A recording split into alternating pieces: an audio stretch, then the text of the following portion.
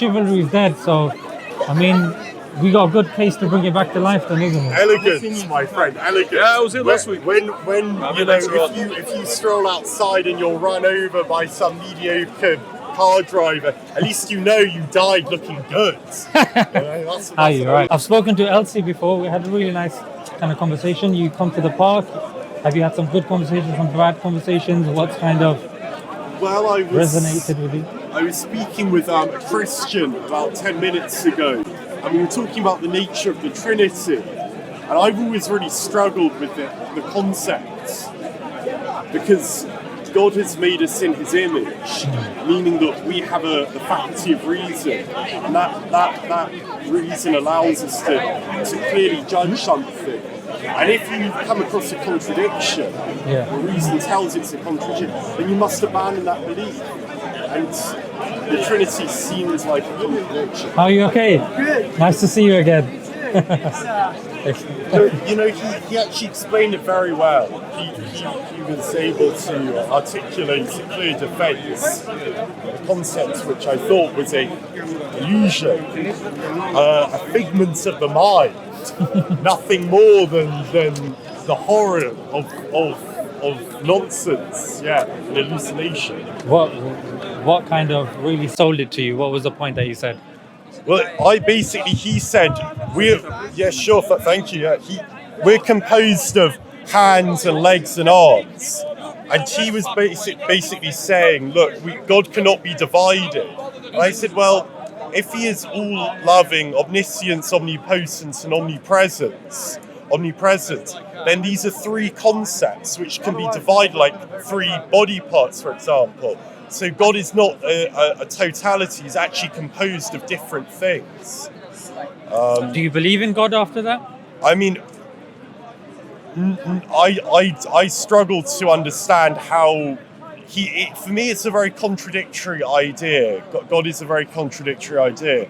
And if you analyse the key aspects that compose God, for example, He's all-knowing. But yet, if He is all-knowing, how can He know what it is like to not know something? Or if He is all-powerful, can He reduce His power? There are things like these which lead me to a very agnostic position, and certainly more on the atheistic side. Okay, well, I like the fact that you haven't classified yourself as an atheist, because atheism, again, generally people define it as a position of certainty. Agnosticism is somewhat the opposite. I don't know. And I like that. I think that's intellectually honest, especially when it comes to God and the likes. My name is Zishan, by the way. Strabo. Stralbro. Yes. You're going to have to spell that for me. It's Strebo. Strabo. Strabo. Yes. Okay, fantastic. Bang Strabo. on, yes. Okay, that's a very unique name. It I like is, that. yeah. I like it. Where's the origins of that name? It's a Greek name. Okay, wow. Straybro. Strabo, yeah. My dad was just mildly obsessed with classical civilization and probably a little drunk at the time. That's where the name comes from. I like it. It'll keep me on my feet to remember Strabro. So, Strabro, what do you think about the contingency argument? The contingency, I love it because it's a very ancient line of reasoning and it's been developed.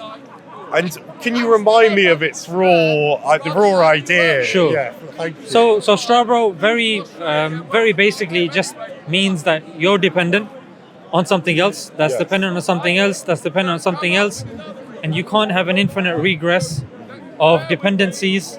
So at the end of the chain, there is a necessary existence. Yes. So the only way that somebody can necessarily disprove this is by stating that you can have an infinite regress, which again goes against the definition of infinite and goes against the nature of our existence as well, which is I wanted to clarify something. You said that in order to exist, you need to continually depend upon something else.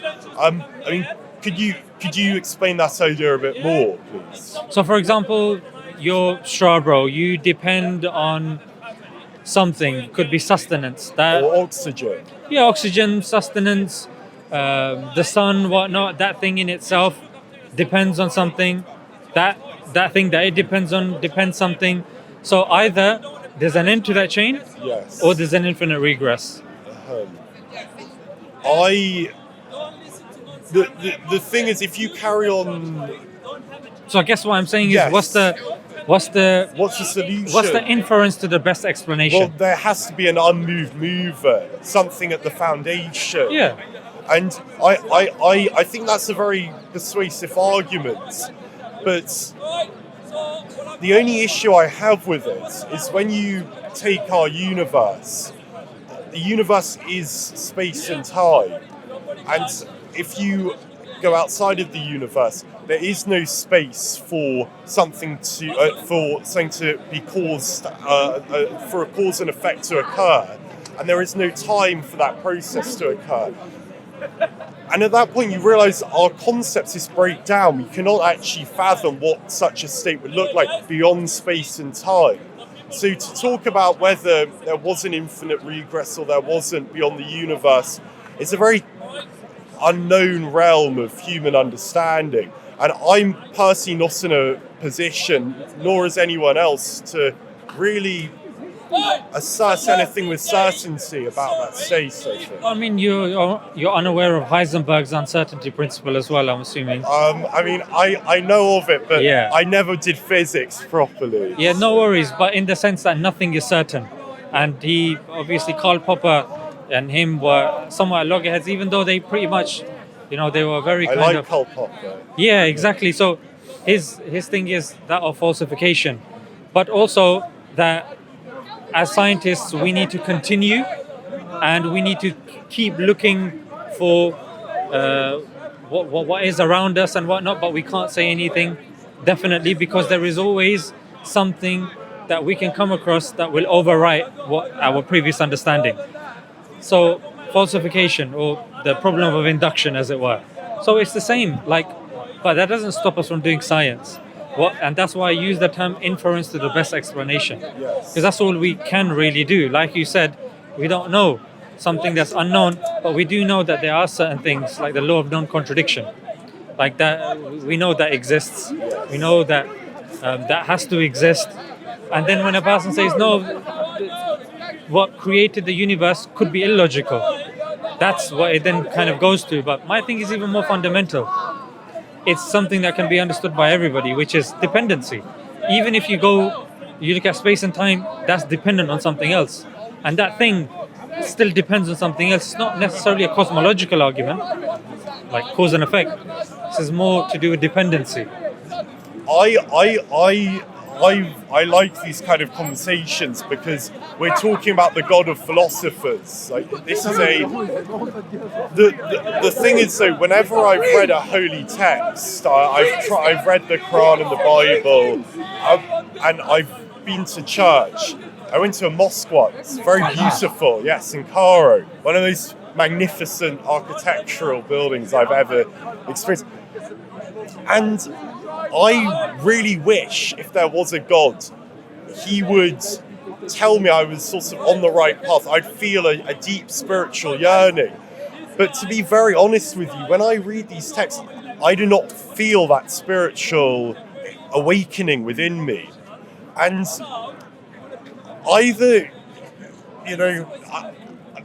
God has not provided me with that sensation, that experience. Yet. I've tried to be very open, but it's just not come. And I'm led to this thing. If there was a God, he would have. He would have done it now. He would have endowed us with this sense that we are, when we're on his path, we're on the right path. But I do not feel that when I. Strawbro, do you think it could be that the word that I use "yet" hasn't happened yet, but it could happen in the future? I'm very open to that possibility. Yeah. Although, time is of the essence. Of course. Time is very much of the essence, and if you really believe in Are you okay here, or should we move a little bit because there's a big crowd getting bigger behind you? I don't mind whatever Yeah? you feel more. I should comfortable. move. That's a bit dead, isn't it? Yeah, let's just move a bit over here so you guys can just change the angle. Yeah. Oh, I agree with you in the sense that time is definitely of the essence, and but bear in mind when we just rely on physical sensations are predicated by our society. They're predicated on our current mood, and they can be manipulated as well. You can drink a can of Coke, you can feel very good. That doesn't mean it's good for you. That doesn't mean you're doing the right thing. Do you see? But it's definitely, I would say, it's a form of measurement. It shouldn't be the form of measurement.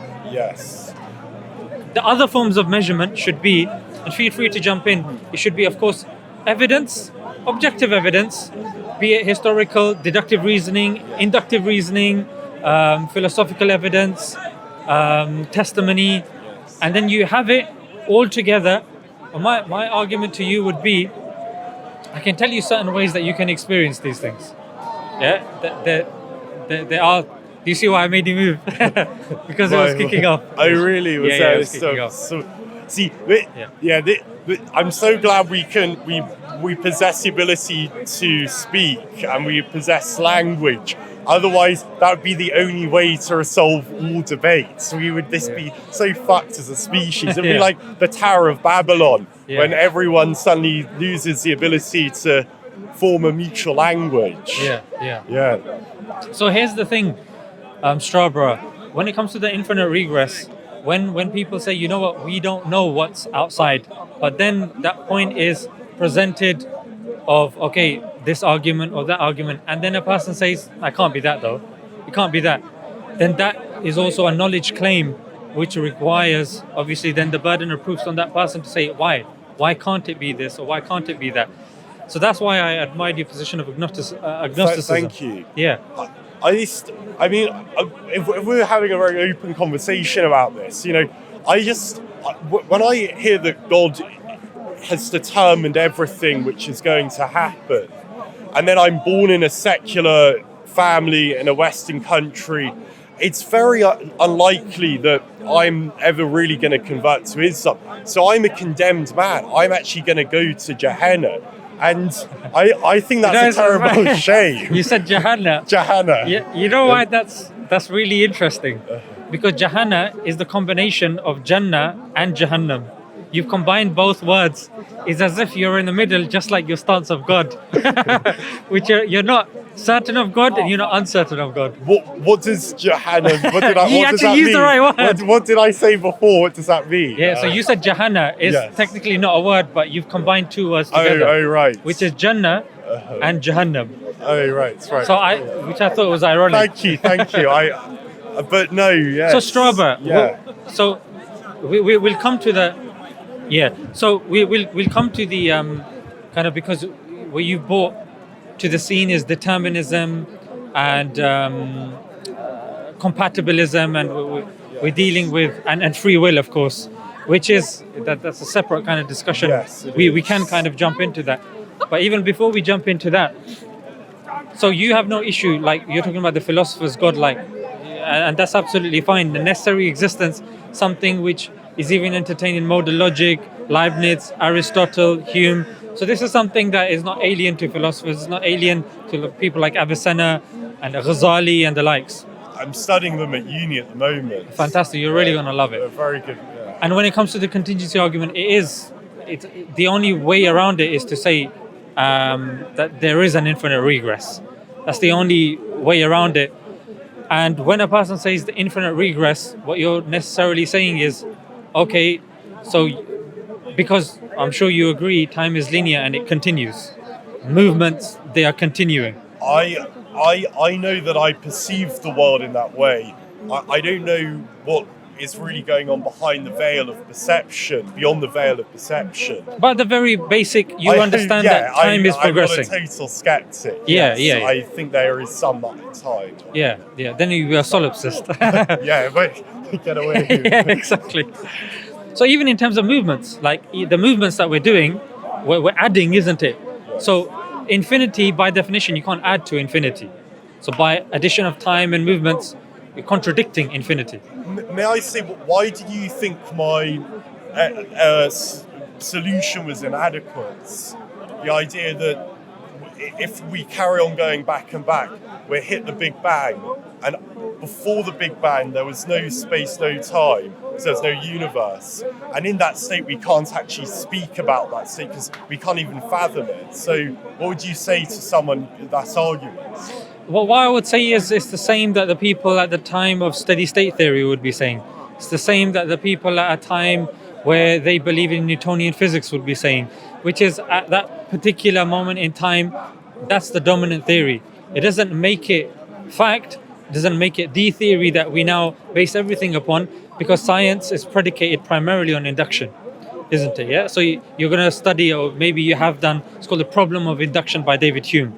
It's a very interesting problem. But you're saying that God necessarily needs to be posited to prevent an infinite regress. Yes. And I'm saying that there is a theory whereby the infinite regress is not actually an issue. In theory. Yeah. But I guess, just to complete what I was saying, it's that even Big Bang telling us that there is a beginning and that's when space-time came. Yes, we've got cosmic background radiation and we've got the likes. However, tomorrow you ask any scientist if can we get evidence to the contrary? The answer would be yes. Can that theory undergo a paradigm shift? Of course it can. So any theory in science can undergo paradigm shifts, can undergo changes. So for us to rely on induction, rely on our current scientific understanding, what I'm saying is that... Hi. Oh, it's Draven. Yeah, I'll come back. If you've got any questions. Yeah. So in that sense, I'm saying that relying on science to give us something concrete is actually unscientific. In the sense that we're more, because science relies on induction, I'm saying why don't we rely on deduction? Deductive reasoning is something which is more airtight than induction, wouldn't you say? I do agree with that. But the thing with deduction is that I could say, look, I don't know, all unicorns have horns. There is a unicorn, therefore it must have a horn. So, but I'm playing with language and concepts, and that has no reflection on reality. So, although the reasoning, no, but the reason why that's false, just to jump in there. Actually, it's not sound. Yeah, there you go. Yeah. That's what I wanted to say. It's valid, but it's not sound. We want something that's valid and sound. But you know, like, for me, I don't want to sound insulting, but for me, God is just as conceptual as a unicorn, essentially. When I hear a deduction for God's existence, I just hear a series of words and concepts which have been tied together, this beautiful form of human reason, but they are just concepts. And that's fair enough. Yeah. Just like when a hypothesis put forward in science, it's just a concept. It's just words. The only way you give that credence is by induction, by looking for evidence. Finding something physical. Yeah, so that science primarily relies on the physical, but not only. For example, many of the things we actually can't see, like feelings, consciousness, dreams, we see the effects of it, but we don't see the things themselves. We live in such an interesting state where our concepts mesh with physical reality. So we talk of power or love, and then we paint something and put that concept into the object. But it's this very strange mesh of the two. And I mean, you are right. I'm not saying that it's purely physical, because that's how humans do not understand the world in a purely physical way. Yeah. We'd be lost if we did. And God is not a physical concept. I've never seen him manifest in a physical object. So I'm not saying that because he is non-physical, he therefore cannot exist. I'm merely saying that there's just a profound lack of sound evidence. And when you actually look at the concept of God, you find so many different contradictions that I'm unfortunately forced to just back away from that position. Because I mean, this is how a conversation started. The very definition of a divine being all powerful, being all loving, these are things that humans do, which have been extended. So you mentioned some really wonderful points. Sorry, yes, yeah. So If you'd like to- yeah. So with evidence, the reason, because I want to kind of determine when you say lack of evidence for God, what are you defining as evidence? That's a very good question. If I saw with my own eyes a divine messenger, then I would certainly believe in God. Okay, so seeing is believing for you, yeah? No, and I just think, like, for example, with power, like the concept of power, that is an idea which exists within our minds and exists within language. And for me, God is the same as that. You're definitely right in the sense that we have an innate disposition to believe in a God, which was proven, of course, by Justin Barrett of Oxford, where he did that comprehensive study. So we definitely are innately disposed to believing in a God. That doesn't necessarily mean that. Were you thinking of God of the Gaps, or? I'm not. Yeah, I'm not. I think, I mean, are we disposed to believe in a God? Yeah. That's you can check that study out. It's by Justin Barrett, and it was done as a very comprehensive study. And he concluded that we are born with a natural disposition in believing in a God. Do you think lots of certainly false idols from your perspective emerge because a group wants to find some glue, some moral glue to bind them together? Yes, and that's why I say that don't just rely on empirical evidence, because even empirical evidence has its limits. Yeah, I would say empirical evidence, testimony, deductive reasoning, inductive reasoning, philosophical evidences, and scaffold them, and then come to the inference to the best explanation. So just like that gentleman that walked past, he's a Christian, probably. Yes. So you'll probably speak to him, and he's going to give you the Christian perspective, and I think you're looking forward to it. No, I'm not Oh, sure. okay, maybe not. So, but one thing, Strabra, because you're in the park, and I've seen you from a distance a couple of times, and of course, great minds think alike. Yeah. I'll tell you that there are certain things that, if you compare, say, certain theologies with Islam is completely and totally different, especially in terms of evidences. Yeah. For example, let's just say, because you did kind of say that, okay, necessary existence isn't much of an issue. Even if we talked about a few kind of characteristics of a necessary existence, it being independent, eternal, powerful, having will, they're not outlandish. Would you agree? No, they're not. They're not sociology. So then we move on to the next step, which is, if there is scripture, if God is, all-knowing, then how would he disseminate knowledge to us, like you said, to help us with our, to determine morality, and how do we live a good existence? So now we look at what's common amongst all the faiths and his books, his holy books, which does make logically the best sense how God would disseminate knowledge to us, because verbally, if he just gave it to you, you might die, you might fall ill, you might be able to. Yeah, I know where you're coming from, but before Islam and before. So I guess what I was going to say, Strawberry, was, if there are these books, what would be your criteria? And what criteria would you have to accept something to be a book of God? I cannot answer that fully, but I would say one thing. Before these books were composed, Greek and Roman philosophers and Indian philosophers, they created these moral systems, these moral blueprints on how we should live our lives, and how we should be governed, and how we should conduct ourselves. And there's a lot in their works which is compatible with Christian and I think Islamic morality. Not entirely sure, but I imagine so. And I've read Aristotle, and I was deeply inspired by his words. And that's just, and I definitely am falling far short of some kind of vision of human flourishing. But I feel like if I really embody what his values and what he subscribes, then I could live a very good, happy existence. and a moral existence as well. And that is a very secular moral scaffolding as well. So yeah, I guess But that would be a misconception of what the Quran is. The Quran isn't just morality. It doesn't just give you morals. It gives you ways on dealing with society. It teaches politics.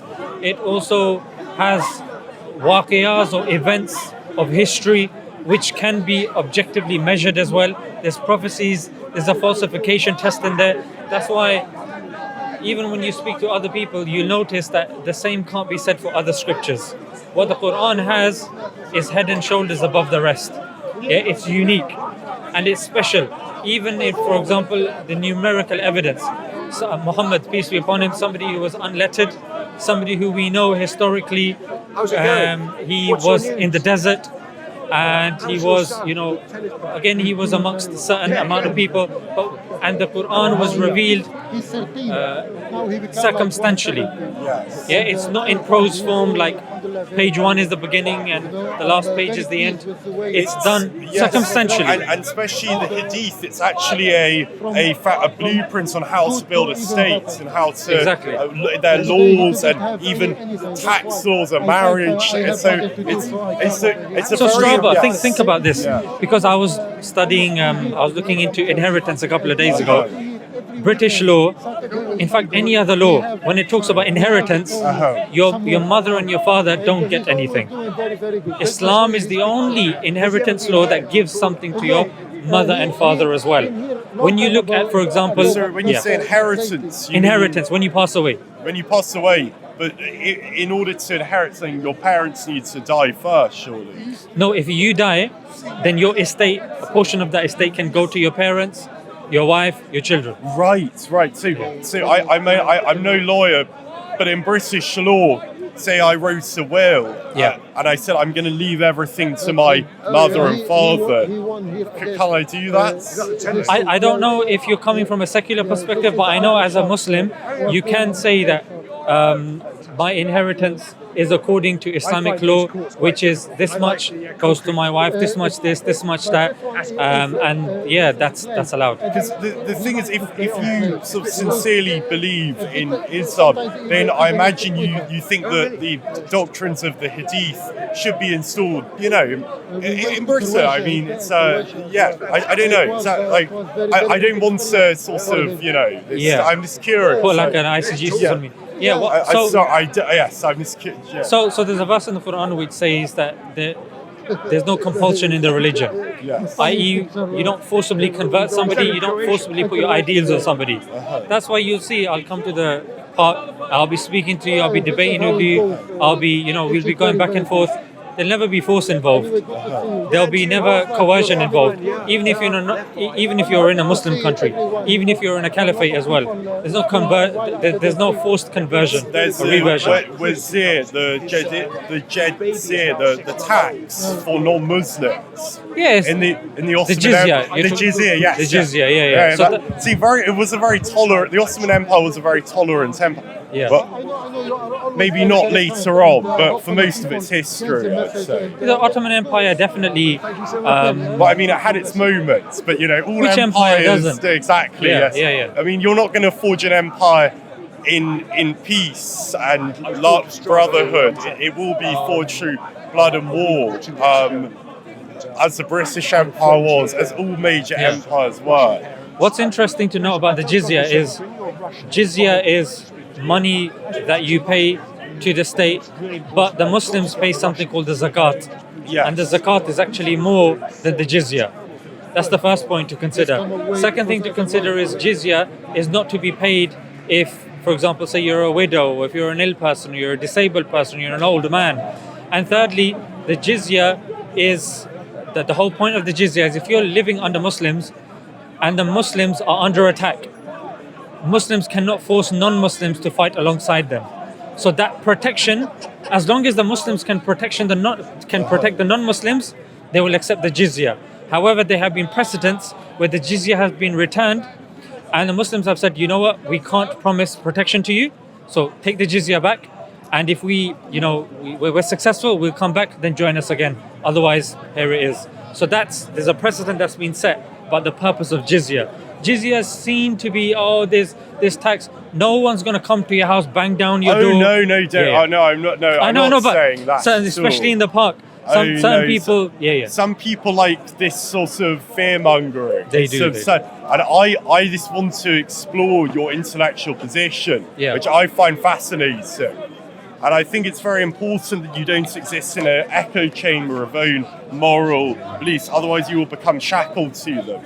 So I'm very grateful for your time that you've it's been a very fruitful conversation. Very glad to hear that, Strawbro. Yeah, I've enjoyed it. And let me know how long you have, because I don't want to hold you against your will as well. No, I'm here very willingly. Because I think I was speaking to somebody else, and sometimes, when you have to go somewhere and you're being very polite. So I guess what I'm saying is, even when you look at scripture, you've got the Old Testament of the Jews, New Testament of the Christians. Oh yes. So what would you say about sort of these earlier secular writers like Aristotle and Plato, who didn't have the divine word to guide them, and they kind of created their own moral system? Because their moral system, some of what they say, it's a very basic things. Respect your neighbour. So things that are this so inherently part of Christian and Muslim moral teachings. Do you think that's a sort of that represents that reveals that we inherently possess some of these moral systems, even in a sort of more in a more secular society?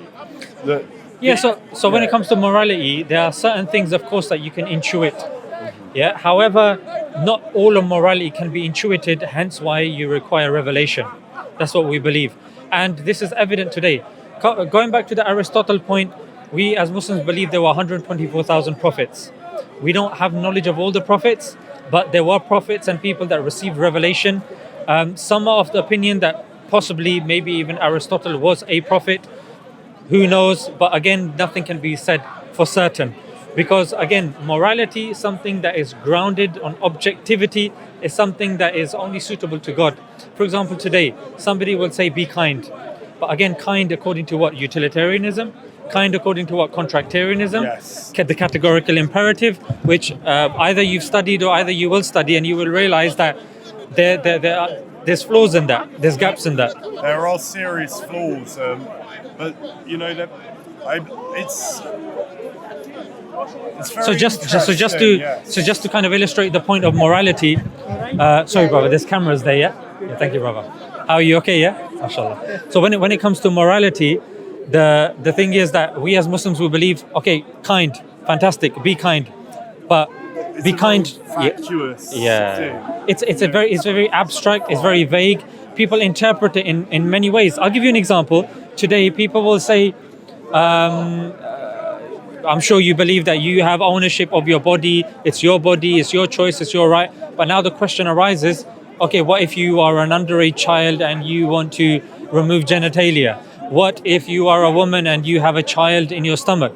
Can you abort the child? Can you not? So again, be kind, don't kill people. Yes. These are fantastic. Precisely, depending on, you're absolutely correct. I mean, these questions are tearing the West apart, actually, I think, yeah. And the thing is, I just, you are right, kindness is a very vague, very broad idea, which you could mean a hell of a lot of different things.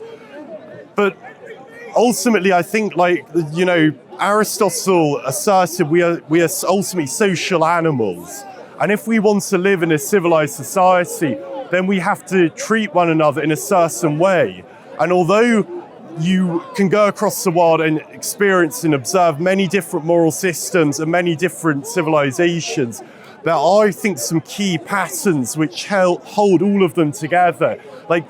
You're not going to find a single society where you can kill your neighbor in cold blood, because if you were able to do that, then the society would. It's happening in the news at the moment. I mean, and this gets away with it, Yeah, that we're without seeing any it. justification. We're seeing this happening in Gaza. Oh, well, yes. And that's a bit- exactly what's levied against. The thing though is Israelis. with Gaza and so on. I think And you've got governments backing them. You've got even the international court is saying that, you know what, there is elements of genocide either taking place or this or that, but genocide is not off the books. However, and there are people living there being murdered in cold blood, but again, the justification is through the Old Testament and them referring to the Amalekites, etc., etc. So I guess what I'm trying to say is this is the problem when it comes to subjective morality. This is the problem when it comes to even people saying, you know what, let's rely on the government, let's rely on the people around us. What do you guys think? But when we find out, this is just an example, what you find out about, say, Infosys of the wife of Rishi Sunak and the Israeli involvement there. hope you own that. I don't think he's happy with that. And of course, when it comes to, say, Keir Starmer and the funding that he's receiving. So again, it's like Noam Chomsky said, isn't it? It's manufacturing consent. That's what it is. It's not that we have our own choice. It's the fact that we are manufacturing and we are susceptible to what's around us. That's why we need objective morality. We need, because objective morality is one of the hardest things to actually see. I mean, if it is objective, like a tree or a road or a person, then I would be able to see it. Well, we'll say that objective morality is not something that comes from human beings. It comes from our Creator, and it's in our scripture. Yes, well, now we will just have to, I think that's just an impasse. I just have to disagree with you. No, but that's what I'm saying. That's why initially the conversation didn't jump on this straight away, because in order to even entertain morality and the likes, you have to first talk about, does God exist? Is Quran true? And the Prophet, peace be upon him, did he exist? Was he true? So once we verified that, then it follows, it's like if P then Q, P therefore Q. Yeah. So if Islam is true, then we take from Islam. Islam is true, therefore we take from Islam.